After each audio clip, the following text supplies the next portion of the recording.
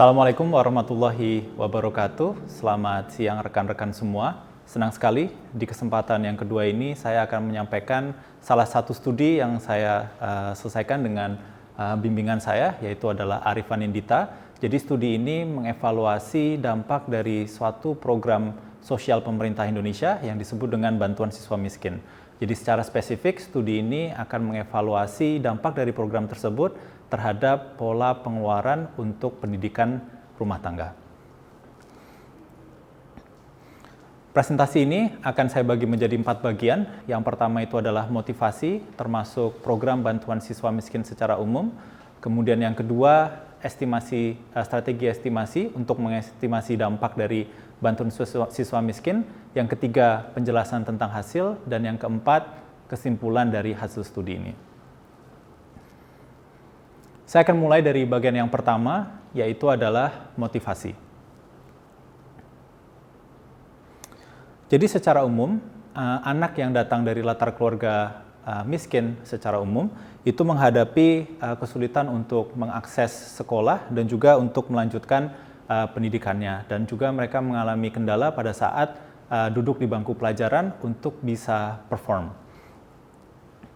Nah, salah satu isunya itu adalah biaya yang harus dikeluarkan oleh rumah tangga dan juga biaya kesempatan. Kenapa? Karena untuk sebagian dari anak dari keluarga miskin bisa saja bekerja itu lebih menguntungkan untuk keluarga sehingga muncul opportunity cost dari kegiatan mereka belajar di sekolah. Nah, kedua faktor itu paling tidak adalah salah satu alasan mengapa siswa itu menghadapi kesulitan untuk menyelesaikan sekolah ataupun jika mereka duduk di bangku sekolah kesulitan untuk mempelajari itu mengikuti pembelajaran dengan baik. Jadi sebagai contoh misalnya 76% dari siswa itu drop out karena alasan ekonomi, kemudian 8,7% dari anak-anak yang drop out itu harus bekerja.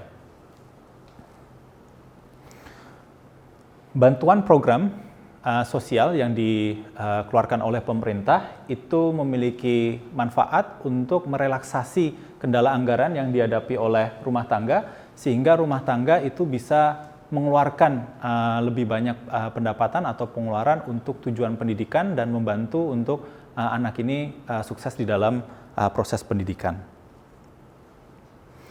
Nah, beberapa pemerintah di dunia telah menerapkan program bantuan yang berupa cash transfer kepada rumah tangga, khususnya rumah tangga sangat miskin dan rumah tangga miskin. Nah, salah satu tujuan dari program cash transfer untuk pendidikan itu adalah membantu rumah tangga dan juga siswa untuk mendapatkan barang dan jasa untuk bisa hadir di dalam sekolah. Jadi seperti misalnya membayar SPP, atau kemudian membayar biaya transportasi untuk ke sekolah, atau kemudian membayar peralatan-peralatan atau bahkan seragam yang digunakan untuk sekolah. Sehingga mereka bisa datang ke sekolah, mereka bisa hadir di sekolah tanpa kemudian ada beban biaya yang terlalu tinggi, terutama untuk rumah tangga yang miskin. Nah, namun demikian, pada saat mereka itu menerima cash transfer dari pemerintah, mereka kemudian harus memutuskan bagaimana caranya mereka menghabiskan uang ini. Mengapa? Karena tidak ada prosedur monitoring atau pengawasan yang formal dari pemerintah tentang bagaimana rumah tangga ini menghabiskan dananya. Jadi mereka misalnya mendapatkan 500.000 selama 1 tahun untuk pendidikan, tetapi pemerintah tidak bisa mengawasi bagaimana rumah tangga menghabiskan 500.000 itu. Nah, jadi kalau kemudian cash transfer ini nanti berdampak kepada tingkat kehadiran siswa, kemudian performa mereka di dalam sekolah, kita perlu memastikan bahwa cash transfer ini betul-betul digunakan oleh orang tua dan kemudian siswa untuk tujuan-tujuan pendidikan. Nah, oleh karena itu penting sekali bagi kita sebagai evaluator dari kebijakan pemerintah untuk mengetahui apakah program cash transfer yang ditujukan untuk pendidikan itu betul-betul bisa mengubah pola pengeluaran rumah tangga khususnya untuk pendidikan. Nah, saat ini di literatur kita masih mendapatkan bukti yang mixed atau belum ada konsensus tentang dampak dari bantuan tunai, baik yang conditional maupun yang unconditional, terhadap pengeluaran rumah tangga khususnya untuk pendidikan. Nah, oleh karena itu kita menggunakan kebijakan bantuan siswa miskin di Indonesia untuk menguji apakah program-program cash transfer itu betul-betul bisa mengubah perilaku rumah tangga khususnya untuk pengeluaran pendidikan. Nah, saya akan memberikan gambaran umum tentang program bantuan siswa miskin yang diterapkan di Indonesia. Bantuan siswa miskin mungkin banyak terdengar di kita di kisaran tahun 2010-an. Tapi sebetulnya program bantuan siswa miskin itu sudah ada sejak tahun 1998. Jadi waktunya sudah cukup lama. Nah, jadi salah satu tujuan dari bantuan siswa miskin itu adalah mengurangi tingkat dropout, terutama dari siswa-siswa keluarga miskin. Nah, pemerintah Indonesia itu melakukan reformasi program bantuan siswa miskin pada tahun 2012 yang tadinya itu adalah berbasis kuota menjadi kemudian penyasaran berbasis sekolah. Nah, salah satu tujuannya untuk melakukan penyasaran di tingkat sekolah itu adalah meningkatkan tingkat inklusi dari siswa-siswa dari keluarga miskin. Jadi salah satu tantangan dari program bantuan siswa miskin itu adalah banyak siswa yang seharusnya atau tidak membutuhkan, ternyata banyak yang mendapatkan bantuan siswa miskin. Ada juga mereka yang tidak mendapatkan, yang seharusnya tidak mendapatkan justru malah mendapatkan bantuan siswa miskin. Jadi dengan adanya school-based targeting atau penyasaran di tingkat sekolah, harapannya bisa meningkatkan tingkat inklusi terutama dari anak-anak keluarga miskin. Oke. Nah, pada tahun 2012, bantuan siswa miskin itu adalah program sosial terbesar ketiga di Indonesia. Setelah yang pertama itu adalah program sembako dan yang kedua adalah asuransi kesehatan. Baik, ini adalah ilustrasi singkat siswa mengantri di kantor pos untuk mendapatkan bantuan siswa miskin. Jadi secara umum di kisaran tahun 2012-2013, maka penerima manfaat dari bantuan siswa miskin itu akan menerima 450.000 jika dia adalah siswa SD, 750.000 jika dia adalah siswa SMP, dan 1 juta jika dia adalah siswa SMA. Dan ini adalah besaran yang mereka terima untuk 1 tahun ajaran. Nah, jumlah bantuan yang mereka terima itu cukup besar. Jadi saya akan berikan contoh, misalnya untuk anak dari jenjang SMP, maka 750.000 itu sekitar 21% dari pendapatan per kapita dalam 1 tahun. Jadi ini bantuan yang cukup besar yang diberikan oleh pemerintah Indonesia. Nah, jadi pemerintah Indonesia mengharapkan bahwa dana yang diterima, dana bantuan yang diterima itu digunakan oleh orang tua dan siswa untuk tujuan pendidikan. Seperti yang pertama itu adalah membeli buku atau kemudian membeli peralatan sekolah, kemudian seragam, kemudian juga membiayai biaya transportasi, karena biaya transportasi itu juga merupakan beban bagi orang tua dan siswa untuk bisa duduk di sekolahnya di setiap harinya. Oke. Nah, seperti yang sudah saya sampaikan tadi, orang tua dan siswa itu memiliki hak bagaimana mereka menghabiskan dana dari bantuan siswa miskin ini. Oke. Nah, saya akan menjelaskan bagaimana bantuan siswa miskin itu disasar oleh pemerintah Indonesia. Jadi yang pertama, penyasaran dari penerima bantuan siswa miskin itu didasari oleh 2 metode. Jadi yang pertama itu adalah penyasaran berbasis rumah tangga. Jadi rumah tangga yang memiliki kartu perlindungan sosial atau KPS itu berhak untuk mendapatkan BSM. Kemudian yang kedua itu adalah penyasaran berbasis sekolah. Jadi sekolah itu akan menominasikan siswa ke Dinas Pendidikan setempat seandainya yang pertama siswa itu mendapatkan kartu penerima BSM. Kemudian yang kedua, siswa juga bisa mendapatkan atau dinominasikan ke Dinas Pendidikan untuk mendapatkan BSM seandainya mereka memenuhi salah satu dari ke-6 kriteria ini. Jadi yang pertama itu adalah mereka itu adalah yatim piatu atau yatim piatu, kemudian kepala rumah tangga itu baru saja di PHK, kemudian yang ketiga itu adalah mereka penerima datang dari keluarga yang menerima program keluarga harapan, kemudian yang keempat mereka itu adalah rumah tangga yang merupakan korban dari bencana alam seperti misalnya banjir atau kemudian gunung meletus dan seterusnya. Oke, jadi sekali lagi siswa yang kemudian dinominasikan ke Dinas Pendidikan adalah mereka yang menerima kartu kandidat penerima BSM atau kemudian memenuhi salah satu dari kriteria ini. Nah, kemudian siswa yang disasar oleh sekolah itu akan mendapatkan bantuan siswa miskin seandainya masih ada kuota yang tersisa di daerah tersebut. Jadi ini sesuatu yang ditentukan dari satu daerah ke daerah yang lainnya. Jadi sebagai contoh misalnya di dalam suatu daerah ada 5.000 mereka yang berhak untuk menerima bantuan siswa miskin berdasarkan kriteria yang ada. Tetapi berdasarkan kuotanya hanya 3.000 yang ada. Nah oleh karena itu 2.000 sisa siswa tadi itu tidak mendapatkan bantuan siswa miskin. Nah ini adalah salah satu fitur atau variasi yang akan kita coba manfaatkan untuk mengestimasi dampak dari bantuan siswa miskin terhadap pola pengeluaran pendidikan dalam rumah tangga.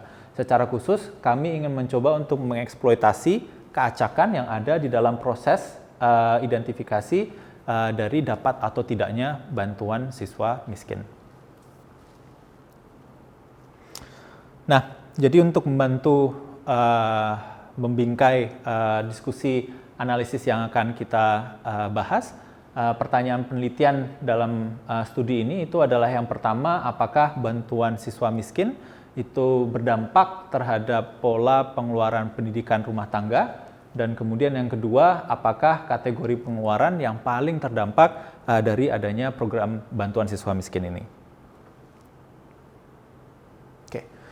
Nah, kita sekarang akan masuk ke strategi empiris, bagaimana kita bisa mengidentifikasi dampak dari program bantuan siswa miskin terhadap pola pengeluaran pendidikan oleh rumah tangga. Baik, jadi kita akan mulai dari model dasar, ini disebut dengan Unobserved Effects Model. Jadi ini adalah model dengan menggunakan data panel. Jadi kita memiliki data rumah tangga I untuk suatu periode T. Jadi variabel di sisi kiri yang kita sebut dengan share itu adalah proporsi pengeluaran untuk pendidikan. Kemudian variabel utama yang kita ingin evaluasi dampaknya itu adalah BSM, di mana BSM ini adalah variabel biner yang menjelaskan dapat atau tidaknya bantuan siswa miskin. Kemudian karena kartu perlindungan sosial itu adalah salah satu indikator untuk mendapatkan bantuan siswa miskin, maka kita perlu memasukkan kartu perlindungan sosial sebagai salah satu variabel penjelas.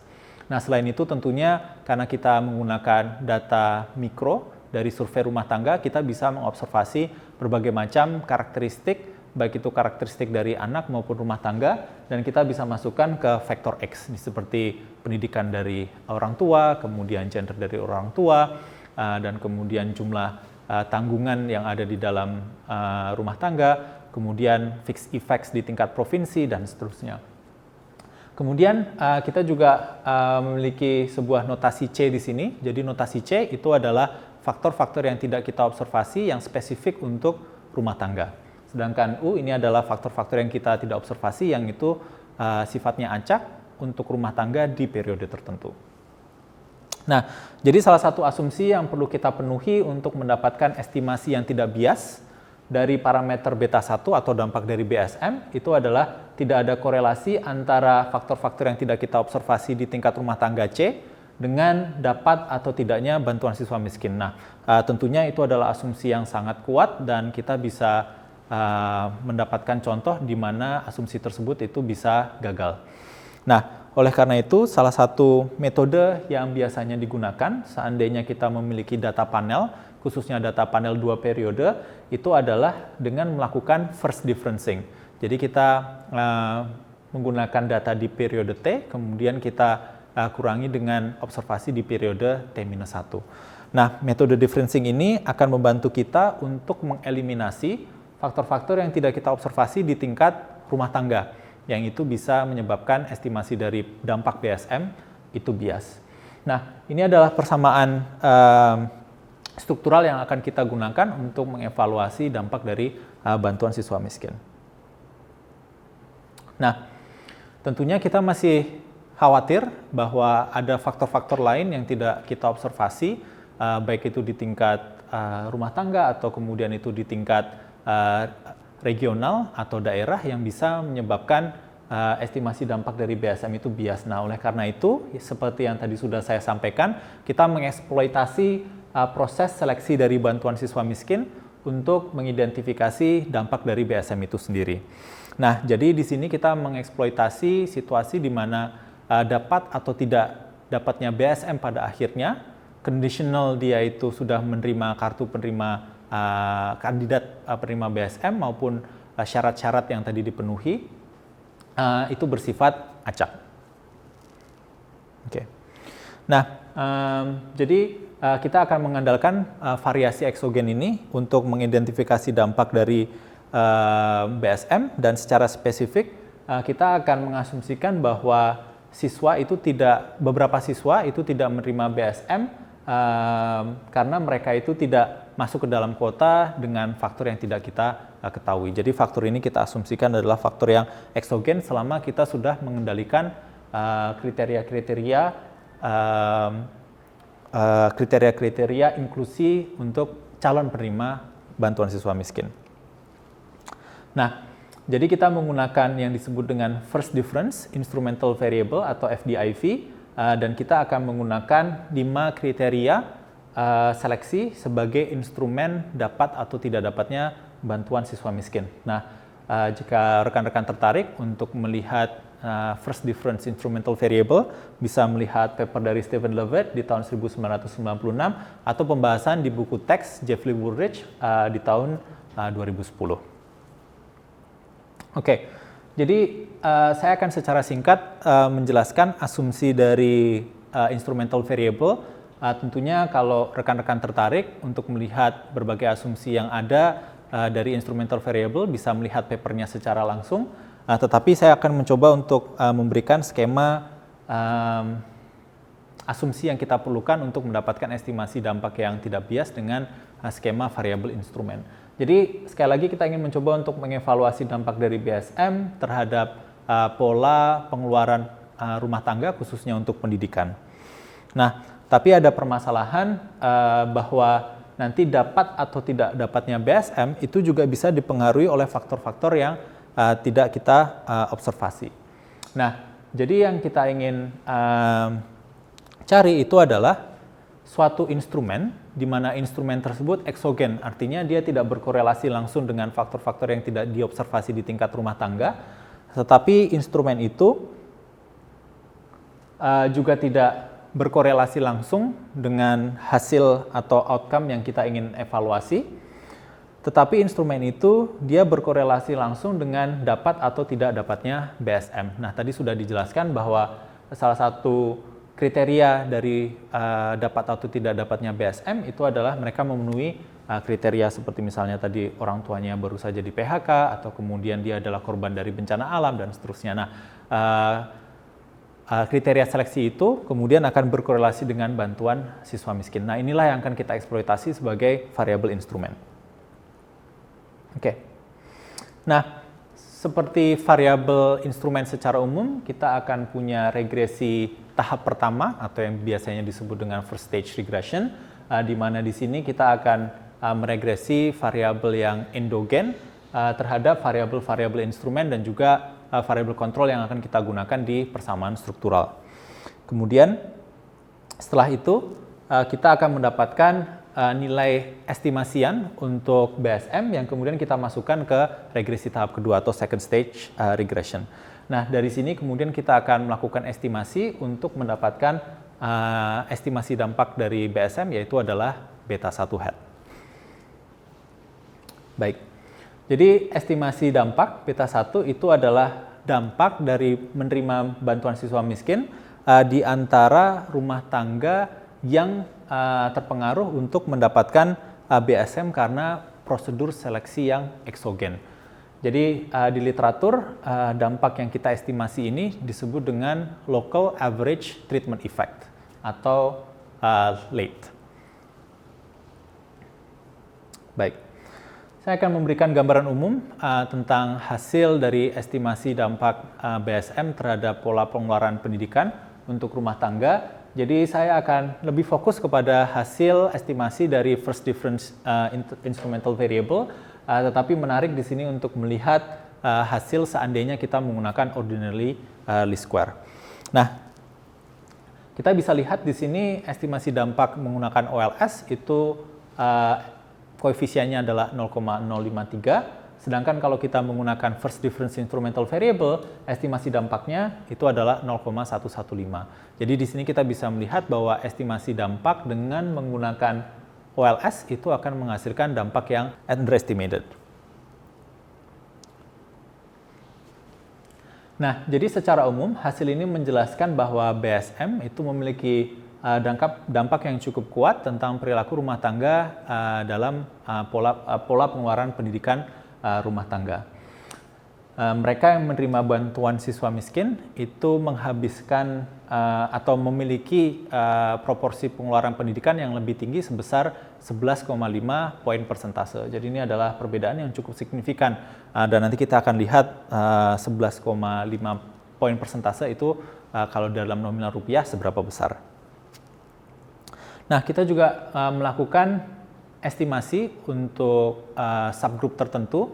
Jadi secara khusus di sini kita melihat estimasi untuk rumah tangga yang berada di kuartil 1, rumah tangga yang berada di kuartil 2, dan kemudian rumah tangga yang berada di kuartil 3. Sekali lagi, mereka yang mendapatkan bantuan siswa miskin itu lebih ditujukan kepada mereka yang sangat miskin atau rentan, sehingga mereka berada di kuartil 1, kuartil 2, atau sebagian kecil dari mereka berada di kuartil ketiga. Nah, di sini kita melihat bahwa secara konsisten estimasi dampak dari BSM ini adalah positif. Artinya mereka yang mendapatkan bantuan siswa miskin memiliki proporsi pengeluaran pendidikan yang lebih besar. Nah, menarik untuk dilihat di sini bahwa dampak terbesar itu bisa kita lihat di antara rumah tangga yang berada di kuartil kedua. Mereka yang betul-betul berhak untuk mendapatkan bantuan siswa miskin. Nah, kita hanya melihat dampak yang marginal di antara rumah tangga di kuartil ketiga dan juga di kuartil 1. Jadi menarik di sini bahwa mereka yang paling terdampak dari program bantuan siswa miskin itu adalah mereka yang betul-betul membutuhkan bantuan ini. Jadi ini adalah salah satu indikasi bahwa bantuan siswa miskin itu bisa merelaksasi kendala anggaran yang mereka hadapi untuk pendidikan anak-anaknya.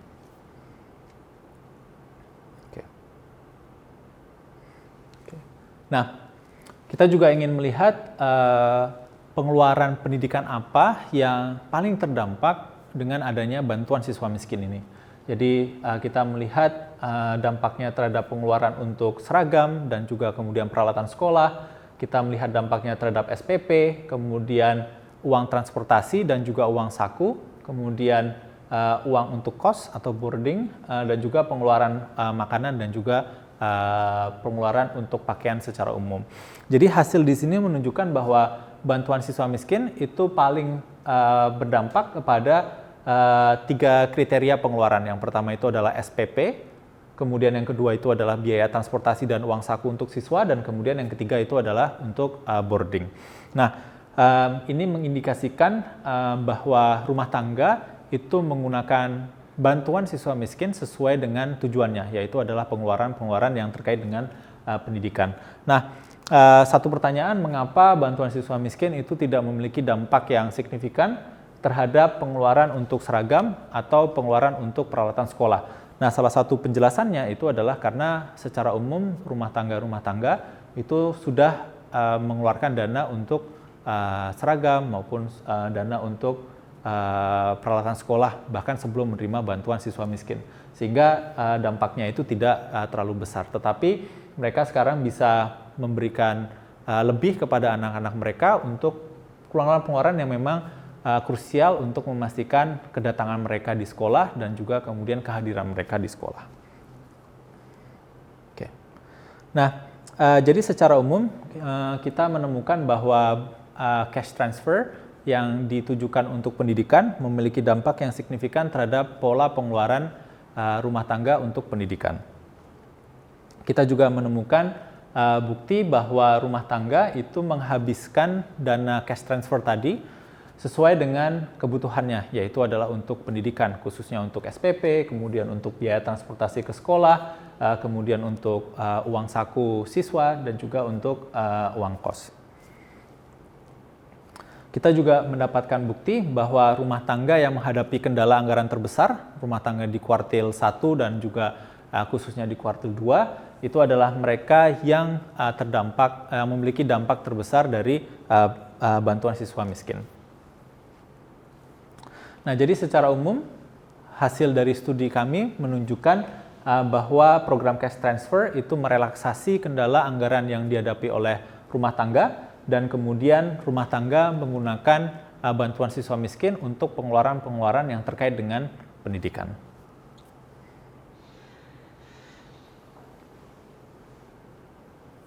Oke. Nah, kita juga melakukan kalkulasi sederhana untuk melihat apakah peningkatan pengeluaran pendidikan yang dilakukan oleh rumah tangga itu relatif terhadap bantuan siswa miskin yang mereka terima. Jadi di antara rumah tangga yang menerima bantuan siswa miskin, pengeluaran untuk SPP-nya itu meningkat dengan rata-rata 321.000 atau sekitar 30 US dollar ini di kisaran tahun 2013-2014. Jadi angka ini itu sekitar setengah dari jumlah transfer BSM pemerintah ke rumah tangga untuk SD, untuk SMP mohon maaf, yang tadi sudah kita bahas bahwa untuk mereka yang berada di SMP mereka mendapatkan sekitar 750.000 setiap tahunnya. Atau kemudian ini sekitar sepertiga dari transfer BSM untuk siswa SMA yang besarnya itu adalah 1 juta. Kita juga menemukan bahwa pengeluaran pendidikan per kapita untuk rumah tangga yang menerima BSM itu meningkat sebesar 1,13 juta rupiah. Nah, ini menunjukkan bahwa jumlah pengeluaran rumah tangga atau peningkatan pengeluaran pendidikan untuk rumah tangga itu setara dengan jumlah yang mereka dapat dari bantuan siswa miskin. Nah, ini satu kalkulasi sederhana yang menunjukkan bahwa dampak dari bantuan siswa miskin itu adalah positif dan digunakan sesuai dengan kebutuhannya. Nah, baik, kami akan menyampaikan beberapa implikasi kebijakan dari hasil studi kami. Yang pertama, rumah tangga memang menghadapi kendala anggaran khususnya untuk pendidikan, dan ini kita bisa lihat kendala anggaran ini terjadi khususnya untuk rumah tangga miskin. Jadi dengan adanya bantuan siswa miskin atau kemudian cash transfer yang ditujukan untuk pendidikan, itu bisa merelaksasi kendala anggaran rumah tangga sehingga mereka bisa berinvestasi lebih untuk pengeluaran-pengeluaran yang ditujukan untuk human capital. Dan kemudian yang kedua, salah satu hasil dari studi ini menjelaskan bahwa rumah tangga itu menggunakan bantuan siswa miskin atau cash transfer sesuai dengan tujuannya, yaitu adalah pendidikan. Walaupun rumah tangga itu tidak mendapatkan pengawasan secara formal dari pemerintah tentang bagaimana caranya mereka menggunakan dana tersebut. Nah, ini menunjukkan bahwa ini salah satu indikator atau salah satu indikasi bahwa rumah tangga betul-betul memberikan nilai terhadap pendidikan yang ada. Baik. Saya mengundang rekan-rekan untuk melihat artikel yang membahas presentasi ini, yaitu adalah Lighten the Burden, Assessing the Impact of the Indonesian for Poor Students Cash Transfer on Spending Behaviors, yang diterbitkan di Journal of Development Studies. Saya ucapkan terima kasih atas perhatiannya. Selamat siang.